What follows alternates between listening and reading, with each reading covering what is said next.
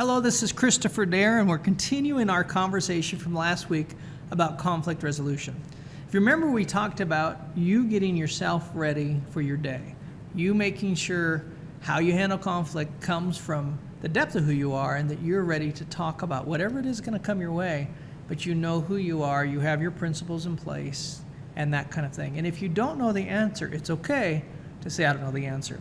Now, the big question we're still trying to answer is conflict good or bad? And I'm not here to tell you what you have to think. I personally think it's neutral. I think it depends what you do with it. And so we're going to talk a little bit about some different ways that people handle conflict and their personalities. And so this might help you kind of know where you land. Again, it does not mean you're wrong or right.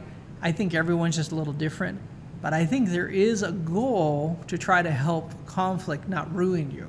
I think we can all agree on that, no matter what your personality is that you don't want conflict to ruin your day, hurt other people, or hurt yourself. And so as we talk about this, how do we do that? How do you pull that together? Again, who are you? What are your foundation? But secondly, what kind of makes you up? How do you handle things? So you won't handle it like I do, but you're going to handle it like you do. So the two big ones, and then we're going to go into another study called Kilman's test theory, and I'm going to tell you a little bit about that. So the first thing, some people either run or get attracted to conflict. Now, if you are one who runs, typically, and I can say typically, I don't know if I've ever seen it not happen, we call those people who are volcanoes.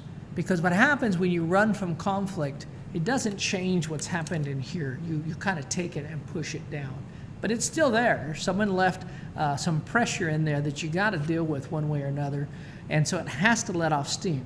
And if you don't find a way to let off steam because you keep avoiding conflict, whether it's in your marriage, with your kids, at your job, or with a friend, you will let off that pressure, but it won't come out in the way you hoped it did. And you'll think, man, I can't believe I said that. I was so upset. I was so angry.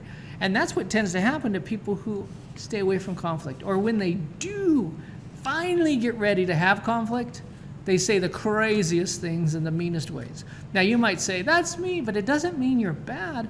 It just means we can give you better skills and some things to think about. And so if that's you, hold on to that and just know we're going to talk about some things to come of how you can help have conflict and still be you. It doesn't mean you have to run towards conflict. It doesn't mean you're going to get these little feelings inside you, but you're going to have some tools to help you. Now, the other person we want to talk about is the person who loves conflict. Now, I'm a little more that guy. I say that, I've changed. Loving conflict is not a good thing because that kind of means you use it to bully people if you're not careful. I was always good at debating. And so when I was younger, it's one of the things I could do is I could push people, I could argue with people, and it was a way that I could, I was short and small, and it's a way I could find a place in my world where I could stand up to people. And I found myself being the one who was willing to go and have conflict, and I found that I many times said the wrong things. And a lot of times it wasn't because I cared about anybody. I just wanted to show off that I could have conflict. Or I just wanted to push my way through. And as a pastor, that really became a problem. As a leader, as a community leader, so I had to really learn a different way. And it really started for me by actually caring for people. Now that might sound weird. You might be like, but you were a pastor. You already cared for people. Well, trust me, not every pastor always cares for people like they should. We have callings, we have giftings, we have things, but really learning to care for people becomes important if you are helping guide people through conflict. And so if you're going to approach the diamond like we spoke about, I have to actually know who I am, but also care enough about the person on the other side that they know they're in a safe place to speak what they see. Now, that's a problem for a lot of people because usually when we're talking to people, we only let them talk long enough for us to blast them again with our next bazooka. We're like loading up, ready to shoot at them as soon as they stop talking, which means we're not even really listening. So when we have conflict, it really takes some time. And that's one thing why we talked about last week. You gotta slow down. You really gotta make sure, maybe conversations don't need to be solved in one setting. Maybe you need to have a conversation and say, you know what, that's something I need to think about and come back to. You got to make sure this process is good. Now, obviously, not every conversation can be drawn out. However, there are some that should, because you want to make sure you're honoring each other and valuing each other. Now, there's a thing, if you go on YouTube, you go on Google, you can check it out. It's Kilman's theory, and it's something that's out there for everybody to find. It's actually a really good theory. Comes together and it kind of lays out. And the one thing he does that I like that he puts together is he doesn't really judge anybody on their approach, but he shows the outcomes. And so the 5 different outcomes that, or approaches that people tend to have is, one is a competing type thing. And if that's you, that means you're trying to always win, which means someone always has to lose. Now, if that's the case, then conflict's bad, because someone's always going to lose if that's the case. And I'm going to tell you that that doesn't have to be that way.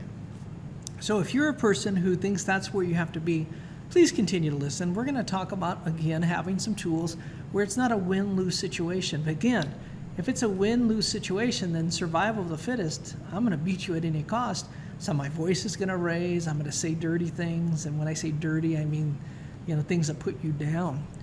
And then the other one, let's say, is avoiding. And we talked about that a little bit already, but that's a lose-lose situation. Now, you might say, no, I'm out of here. No, it really is a lose-lose situation, because you both get hurt. You both don't get to learn from each other. You both don't get to understand and get better. And so it really is a lose-lose situation. Now, there's another one. It's called accommodating. So you come in the room and let's say you want the air conditioner at 70 all the time, and I don't like that, and so but I don't say anything. I just accommodate you, and I just accommodate you, and I just accommodate you, and I don't want to ever stand up for myself or speak out or share. Well, that's a lose-win situation, because I'm not willing to stand up for myself. I'm not willing to be there, but the other person's willing. The other person, so you have 2 people who are willing, just running from each other, that's a lose-lose. If you have one person accommodating and the other one always triumphant, that's a lose-win. That's not good either.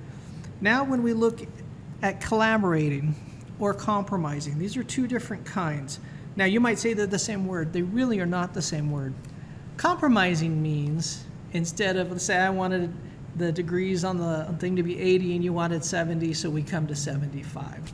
We compromise. That means I changed my number, you changed your number, and we found a number that works for both of us.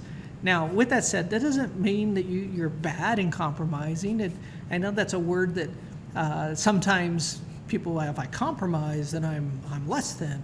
No, you're not. We make compromises all the time for each other. If you've ever tried to figure out where to go eat with your friends, or especially your wife, you're always compromising, trying to decide where and what.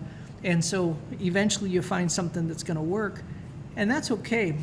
But collaborating is interesting, because collaborating finds unique creative ways to take both things and somehow put it together. Now, that might be interesting, like maybe finding a heater for the person who's always cold, which means both people find a way to be, instead of just compromising, you found a way for both people to be happy and comfortable in their workspace. So with that, there are different ways to approach what's going on. I want you to discover who you are. Now, you can go on and take a Kilman test, and you can do that, Kilmann, and you can take that test and you can look at it, and that could help you. Maybe taking a minute just to think about who you are and what you do, how you think, might help you a little bit. All of this is going to require you to slow down a little bit and do some self-thought, though. You might think that you know what your neighbor is because you're like, well, they're this. Well, the truth is they might be acting that way because everyone else does. So don't assume just because somebody else acts a certain way that that's what they always are. Same with you. You might say, well, I'm a avoider. Well, maybe you're not really, but because of the situation you're in, you don't have a lot of choice. So take a moment, slow down, look at who you are. Like I said, that Kilman test might really be a help.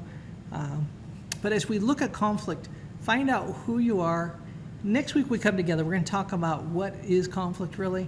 I know we've had 2 whole weeks building up to this. Is conflict good or bad? And again, I say it's neutral. And so we're going to talk about what that is. but I hope you've done some self-observation and you're ready to talk about conflict. And it's a great conversation, and it's something that will change your life once you're able to add to the conversation instead of either blow things up or run. Thank you.